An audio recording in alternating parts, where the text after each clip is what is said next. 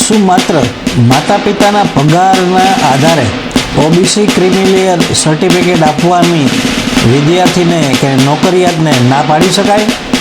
હાલમાં જ સુપ્રીમ કોર્ટે આ બાબતે એક મહત્વનો ચુકાદો આપ્યો છે. સુપ્રીમ કોર્ટે આમાં શું કીધું તમે જાણવા માંગો છો?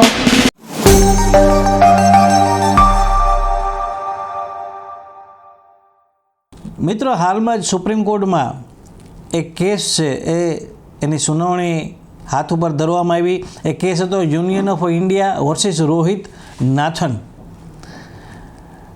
આ કેસમાં જે મુદ્દો હતો, જે ચેલેન્જ કરવામાં આવ્યો હતો, એ હતો કે અધિકારીઓ જે ઓબીસી ક્રિમી લેયરનું સર્ટિફિકેટ આપવાનું હોય વિદ્યાર્થીઓને અથવા તો જે નોકરી માટે એપ્લાય કરતા હોય એ કેન્ડિડેટને, એમાં માત્ર એના માતા પિતા જો કોઈ સરકારી નોકરિયાત હોય તો એના પગારના આધારે, એના પગારની રકમને જોઈને આવું ઓબીસી ક્રિમી લેયરનું સર્ટિફિકેટ આપવાની ના પાડી દેતા હતા.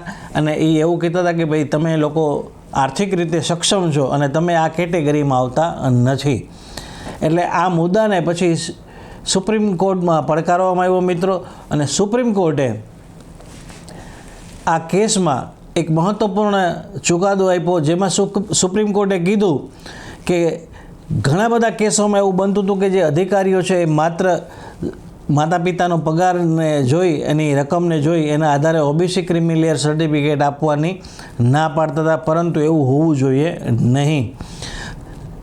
ભારત સરકાર દ્વારા 1993માં જે પોલિસી બનાવવામાં આવી હતી creamy layer, OBC creamy layer certificate માટેની, એ પોલિસી મુજબ માત્ર પગાર નહીં પરંતુ જે કેન્ડિડેટ છે કે જે વિદ્યાર્થી છે એના માતા પિતાનો હોદ્દો, સામાજિક સ્ટેટસ, આ બધું પણ ધ્યાને લેવું આવશ્યક છે.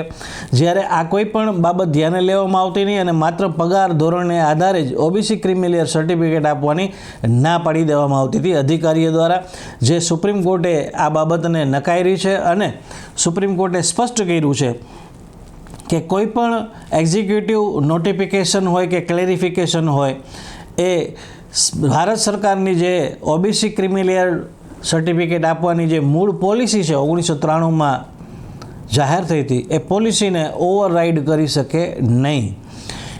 કોઈ પણ ઓબીસી ક્રિમી લેયરનું સર્ટિફિકેટ આપતી વખતે માત્ર માતા પિતાની સેલેરીને ધ્યાને લેવી ન જોઈ, એ માતા પિતાનો હોદ્દો, સામાજિક સ્ટેટસ એ પણ ધ્યાને લેવું જોઈએ.